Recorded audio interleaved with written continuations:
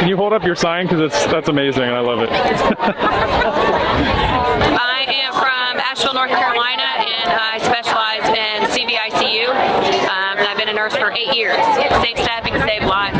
Legislators and politicians don't know how to take care of our patients, but we do, and we need help to make sure that it's possible for us to give the care we can to save literal lives. Lives are in our hands every day. I'm from North Carolina, and I'm an MDS director in long-term care, and I've been a nurse for about 6 years. I'm from Minnesota. I'm an ER nurse. I've been a nurse for a little over 5 years. Okay. And I'm just getting your sign. Perfect. Okay. What keeps you in this career, and what are your plans for your career if things don't change? I'm a proud fourth-generation nurse, so I don't want to give up. I don't have the option to give up. It's not in me. It's in my blood. At my facility, I've been there about a year, and I've been physically assaulted twice now. Almost every week, a nurse is assaulted at the facility, and I would say not that many are actually prosecuted. I've yet to hear of any of these assault cases that were reported of any of these patients actually held accountable for their actions.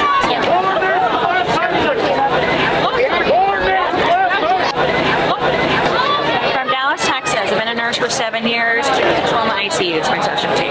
Okay. My name's Zeb from Oklahoma. Specialty is ICU. Well, I'm out here because, politics are reaching into places they don't need to. They're not bedside seeing what we see. They don't do what we do, but yet they're making the rules for what we do. Meanwhile, the CEOs are the ones taking home $25 million a year, and our wages are definitely capped, so it's definitely unfair. What brings you to the Nurses March today? We need safe staffing ratios, and we need to protect nurses against workplace violence. Better ratios, more nursing staff, and then actions to be taken when nurses are assaulted. Laws to be passed to make it a felony to assault a healthcare worker. If there's no nurses who's going to take care of your families, clean them up, because this is another part of it. If we're burned out, we're not going to want to work. Well said. And most of us are. To all my fellow nurses, we have strength in numbers, and I believe in the power of unity by unionization. We formed our union with NNU last couple years, and I was in the organizing process for that, and that's our best power right now. What keeps me in nursing is just my passion for helping people. That's why I'm in it. Obviously not in it for the money. So just being able to help people, take care of people, to be able to live the best quality of life that they can.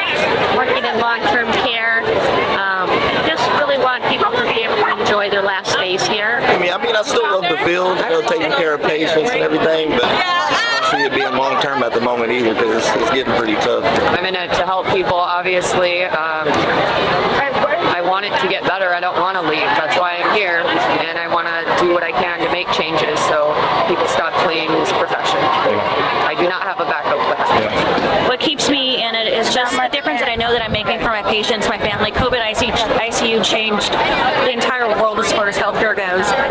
And the differences that I know that I made, the hands that I held, the relationships I formed with my patients and their family when no visitors were allowed, that's what keeps me there, is knowing that I do make a difference, that my words, my sympathy, my love for nursing goes a very long way, and I'm still too passionate about it. Yes, I'm burnt out. Yes, I'm tired. Most times I don't want to go to work. And the luxury of being a travel nurse is I'm able to take time off. I'm currently on 2 months off of work, just living and breathing and living life like a normal person would be. I'm from Arkansas. I am currently a NICU nurse, and I've been a nurse since 2015. I think quality care is more important than quantity care.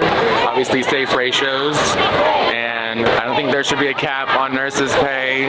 We don't cap the CEO's pay, so I think that shouldn't be even up for question, especially after these last 2 years. If I were to change career paths, I'm really lost. I couldn't tell you. I'm not doing this anymore. What's next? And I still can't come up with the answer 3 years later. I just continue to go back to why I started in the beginning, and that's my fuel. Can you share beyond just the pay what your concerns are if nurses' pay does get capped, what that might mean for staffing and for patient care? Obviously we already struggle with, a nursing shortage. We've already had a lot of nurses leave, and it's just, pay being capped is just going to obviously cause more of a strain, I think, on the healthcare field. You can't put a price on, caring for everyone's loved ones. as a staff nurse, you're expected to work, all the time, especially with COVID, getting overworked. But as a traveler, once your contract is over, you can take time off if you need it. So I didn't take the time off that I did. I wouldn't have been able to maintain what I was doing. Hi, my name is Trinity. I'm from Miami, Florida. I've been an ER nurse for 5 years, and I'm currently on an assignment in Peekskill, New York. What are your plans for your career if things don't change? If we don't get safe hospitals and mandated ratios, I plan on going into commercial real estate. Can you speak to how it's not just about the money, but what a cap in nursing pay would likely mean for staffing around the country? Clearly, it's going to cause a lot of people to leave the field. Besides, burnout. I mean, if you cap nurses' pay, that's kind of like a slap in the face. It's like we feel like we're finally getting paid what we're worth. Now you want to cap it, but there's so many professions that get paid, too much anyway. They don't get capped. You have to worry about what we're doing, even though, if they're in that ICU bed, they want us to save them, but then we want to do things that cause us to leave the bedside.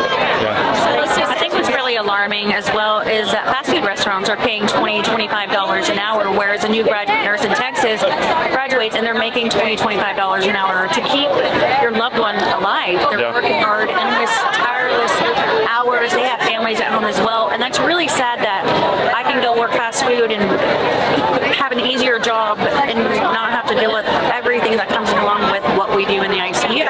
So I think that's very sad times we're living in right now. Is there a message that you would wish to share for all the general public? People of America, you are our patients. We need you to support nurses, all healthcare workers at this time. Anything you can do to help, go and vote for safe patient ratios, better pay for nurses.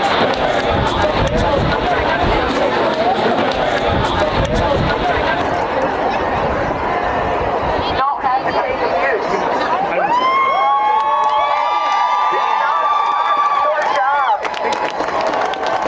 Your job is to advocate for the vulnerable. How can we do that when everything we do is under duress? How can you advocate against your employer when they are the one who is endangering your patient? What do you say to them? No more.